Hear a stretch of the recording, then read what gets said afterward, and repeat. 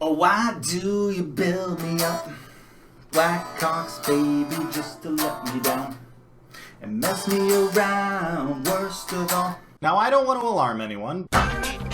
Is your DeBrincat making too much noise all the time? I haven't really prepared for this.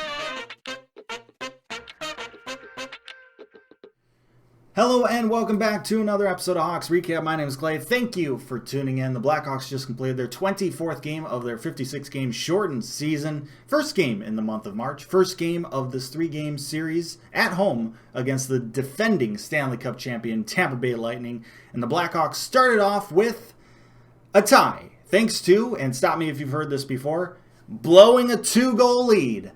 And then they lose in heartbreaking fashion with a tenth of a second left in overtime. Final score, 3-2. Both teams coming into this game on some hot streaks, playing well at the moment. Tampa Bay, they're meeting expectations. They're at the top of the Central Division. Blackhawks, they're kind of exceeding expectations. They find themselves in a playoff spot right now. Vasilevsky getting the start for Tampa Bay. He's been playing extremely well as of late. He is the front runner for the Vezina as far as I'm concerned, and he's coming into this game with just about a 200-minute shutout streak going. So Blackhawks have their hands full not only with the team in front of Vasilevsky, but with the big man in net as well. First few minutes of this game were pretty rough for the Chicago Blackhawks. They gave the Tampa Bay Lightning some pretty good opportunities in close, but thankfully the Hawks have Calder Trophy frontrunner Kevin Lankinen in net, and he stood tall in those first few minutes. After that, the Blackhawks settled in, and the rest of the first period was pretty entertaining. Both teams getting chances, back and forth action, some shots, some good saves, some hits. Only thing missing were some goals. Neither team could find the back of the net, so we go into the second period tied at 0. And because no goals were scored in that first period, that meant that Andrei Vasilevsky set the Tampa Bay Lightning franchise record for consecutive minutes without allowing a goal. And hey, you got to give him props for doing so. He took advantage of the situation. He took advantage of the fact that he didn't have to face elite sniper Ryan Carpenter for most of those minutes. But unfortunately for him, he had to face him in that second period. Blackhawks on the penalty kill. They have the Lightning right where they want them. Puck gets cleared. Hagel chases it down, takes a shot on net. Vasilevsky saves it. Puck goes up in the air. Nobody really knows where it is. Hagel finds it though. He corrals it, passes it over to Ryan Carpenter, who snipes it. 2-hole. That's top left corner. Perfect shot past Vasilevsky, ending the streak. And the Blackhawks have a 1-0 lead. The Blackhawks absolutely kicked butt in that second period, one of their best periods of hockey this season.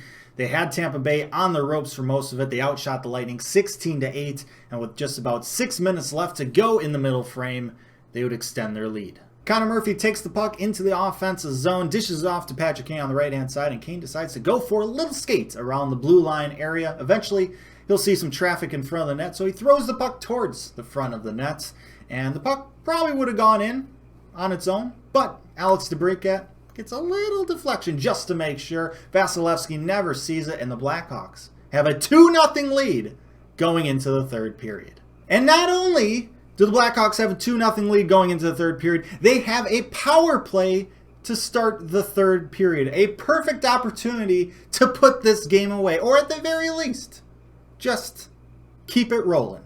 The power play has been great so far this season, but you don't have to score a goal here. You don't have to score a goal. Just get the puck into the offensive zone, maybe pass it around a little bit, maybe get a shot or two if you have an opening, but no need to take chances. No need to take chances.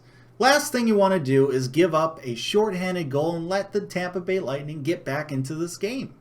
You can probably guess what happened.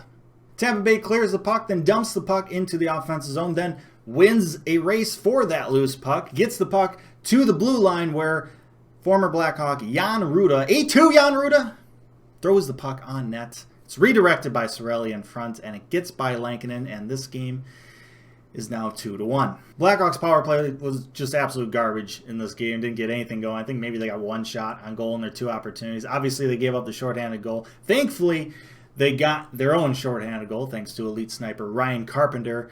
Now, special teams ended up being a wash pretty much in this game, but the last thing you can do in the third period with a 2-0 lead on a power play is give up a shorthanded goal. So frustrating to start the third with that. And then about a minute and a half after that, Tampa Bay wins an offensive zone draw. Puck gets to Steven Stamkos. He toe drags around Patrick Kane. He shoots. He scores. And just 3 minutes into the third period, this game is tied at 2. For as great as the Blackhawks played in that second period, they came out so flat in the third. They just didn't look the same. They didn't have that same jump to their step. Now, you got to credit Tampa Bay. They certainly played better in the third period, and it's one of the reasons why they're defending Stanley Cup champions. When they want to turn it on, they can turn it on.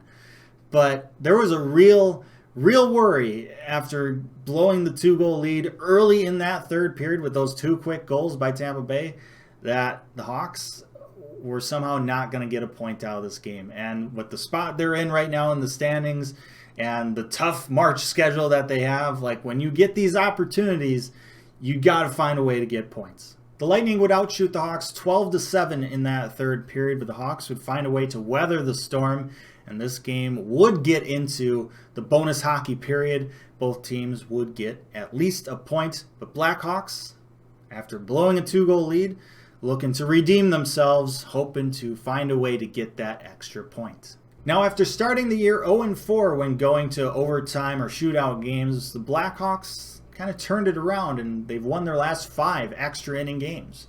And this one was another good opportunity. They had some good chances to win this. And I gotta say, this overtime period in this game, pretty darn exciting, just like the rest of this game was.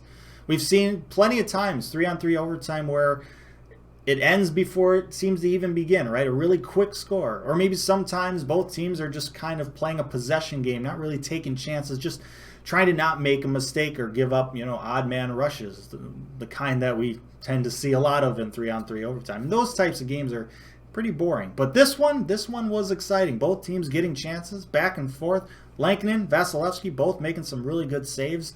Both teams hitting the post. I thought DeBrincat scored there, but the post said no. Then at the other end, Sergachev hits the crossbar. In the end, we thought this game was going to be going into the shootout, but that would not be the case. Tampa Bay would get the puck with about 30 seconds left, and they would wind the clock all the way down. Hedman with the puck kind of circles around, just seems like he doesn't even know how much time is left. He's just nonchalant, and then with like a second left, throws the puck on net, hits off something, deflects, gets by Lankinen, and it crosses the line with 0.1 seconds left. It's such a buzzkill.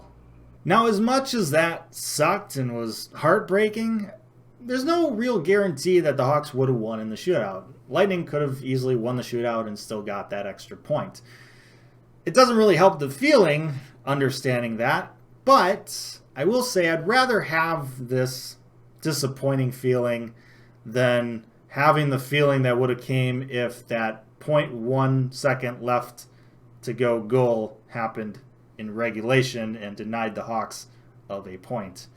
That would have sucked. Now, there are some positives that the Hawks can take away from this game. Sure, they lost, but they didn't give up 5 goals in regulation like they did in the first 2 games that they played against the Lightning this season. It's pretty good. They skated with the Lightning tonight. They even outplayed them at times. They were up 2-0 against the defending Stanley Cup champions. Just got to learn to close the game out, to finish these kind of opportunities. This is a season of learning for this young team. They're going to make mistakes. They have made mistakes. But they've done pretty well so far learning from those mistakes and improving. And that's one of the reasons why they've been exceeding expectations so far. We get a chance to see if they learn from tonight's mistakes right away. Friday night, back end of this back-to-back. Will they come out with a little bit of chip on their shoulder, a little anger from blowing this game? I'm excited to find out. Assuming Lightning will come out a little bit harder as well now that they know what the Hawks are all about and know that they're not the same team that they saw in the first 2 games of the season. Should be another fun game. Looking forward to it for sure. And with that, I'm going to end this video. Thank you so much for watching this episode of Hawks Recap.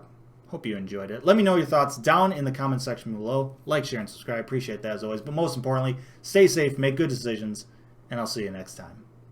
Really soon.